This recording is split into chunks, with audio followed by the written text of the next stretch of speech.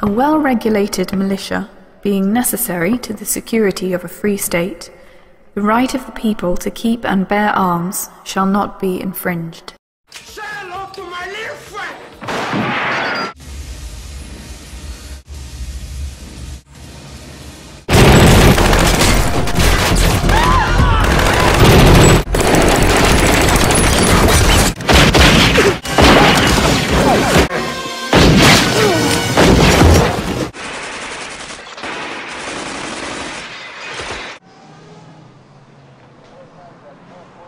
Go ahead. Make my day.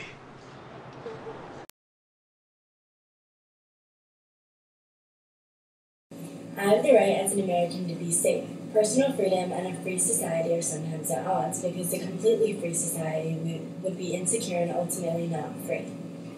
Although the Second Amendment gives us the right to keep and bear arms, it is the only amendment with a prefatory clause. It is for the purpose of a militia. The movement for gun rights is unique in modern American history, in that it takes personal liberty to an extreme, threatening our ability to live in a safe society. In the American colonies, people were allowed to own arms because it was necessary for everyday life. Hunting was a vital source of food, and weapons were needed for colonists to defend themselves against attacks from both Native Americans and wild animals. Arms were also needed for state militias during the time of the American Revolution. In 1789, when the Bill of Rights was written, the ability to own arms was seen as a priority to most legislators. Therefore, the right to keep and bear arms given in the Second Amendment is a collective right, not an individual right. Anti-gun advocates, represented by Handgun Control, Inc., and the National Coalition to Ban Handguns, among others, attack the gun lobby for sacrificing thousands of Americans to their Second Amendment principles.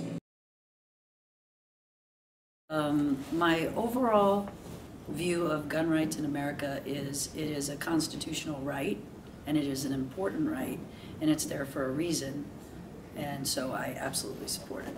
Gun rights in America is absolutely ridiculous. I think guns should be outlawed immediately, and that there is no reason why any private citizen should be able to have access, with or without a permit, to a weapon as dangerous as guns.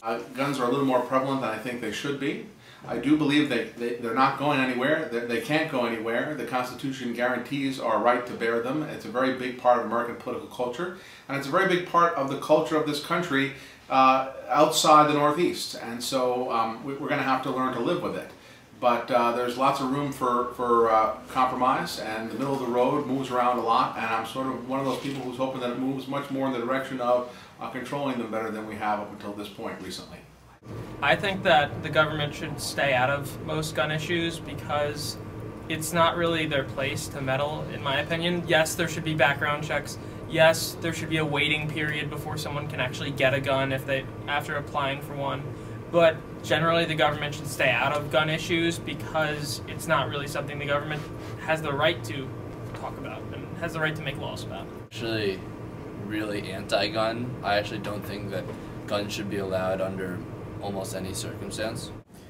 It's clearly stated in the Constitution, absolutely. I do think that there are some rights to it that should be granted and afforded to people, but I think there's a little balance that needs to be had with that as well. As long as there's sufficient background checking done on somebody who intends to purchase a gun, then I think it's a constitutional right to be able to own one. The National Rifle Organization is a non-profit civil rights organization whose goal is to protect the Second Amendment. They support gun sports, firearm safety, programs, and the right of self-defense. They started off with the intention of spreading rifle as a support.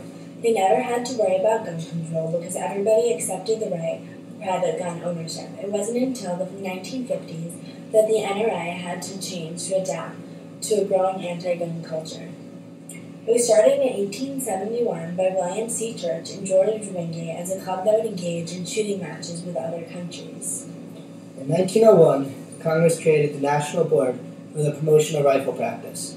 The board was made up of representatives from the NRA, National Guard, and United States military. They organized annual shooting competitions to encourage shooting. The goal was to have a trained country in case they were ever called in to serve in the Army. The first significant gun law came in the 1950s, when Congress passed the National Firearms Act of 1954. This act represented the first major lobbying effort of the NRA. They were writing letters to Congress and becoming active in political issues, but it was still a sportsman-based organization. The assassination of JFK was the next event that had a big effect on gun control. The result of JFK's assassination was the Gun Control Act of 1968, which made it illegal to transfer guns from state to state. This marked the beginning of a decade of struggle between those who wanted to focus on fighting gun control, such as Harlan Carter, and those who wanted to keep the NRA as a sporting organization, such as Franklin Orr. Harlan Carter became a very influential figure in the NRA, and he's extremely anti-gun control. In the Cincinnati Revolt of 1977, Harlan's side wins, and the membership votes out the old NRA officials and replaces them with Harlan Carter and his followers. The NRA then allied themselves with Ronald Reagan, and he even appeared on stage at an NRA event. Also, the NRA membership increased rapidly. It went from 1 million in 1977 to 2.6 million in 1983. Since then, throughout the next 30 years, the NRA continued to be extremely popular, despite events like the attempted assassination of Ronald Reagan and the Columbine school shooting in the 1980s. Members of Congress have ranked the NRA as one of the most powerful lobbying organizations in the country since 2005. In the 2008 presidential election, they spent $10 million. The NRA has 4.3 million members today, 100 times more than the Brady campaign to prevent gun violence. The NRA slogan is "Guns don't kill people, people do." And they believe that any restriction on gun ownership is an infringement of the Second Amendment of the U.S. Constitution. They argue that the Second Amendment protects the individual right to own guns instead of the collective right. But guns are what make it possible for people to kill other people. Without guns, there would be less violence. The NRA does everything they can in order to keep guns in America by any means necessary. Tom Andrews is a politician who ran for Congress in 1990 on a platform that he supported the Brady Bill, which limited one's right to buy an assault rifle. The NRA said that he wanted to ban all guns and tried to stop him from winning. They believe that you either want to ban guns or allow them, and there's no in between. Pete Smith, elected for the White House of Representatives in 1988, he filled out on a questionnaire that he opposed gun control. But when he got to Washington, he saw how much gun violence there was and decided that he supported some degree of gun control. The NRA went on the offensive and spent a lot of time and money attacking him. And after receiving death threats and being compared to Hitler, he lost. The NRA argues that banning guns would deprive citizens of self-defense, but by allowing people to buy guns and keep them in their homes, ultimately deprives citizens of their right to live in a safe society. The NRA and other gun rights advocates believe that if guns are banned, criminals will try to buy guns while other people won't. However, it would be harder for criminals to obtain guns than it is now. The NRA says the high crime rate in the U.S. is caused by failures in the justice system, not by handgun ownership.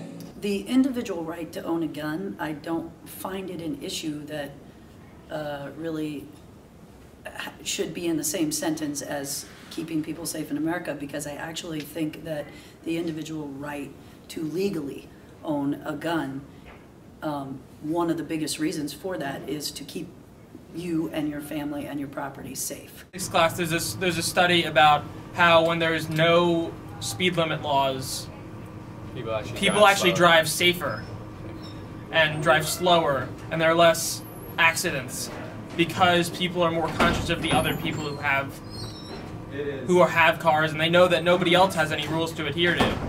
So basically the same way with guns.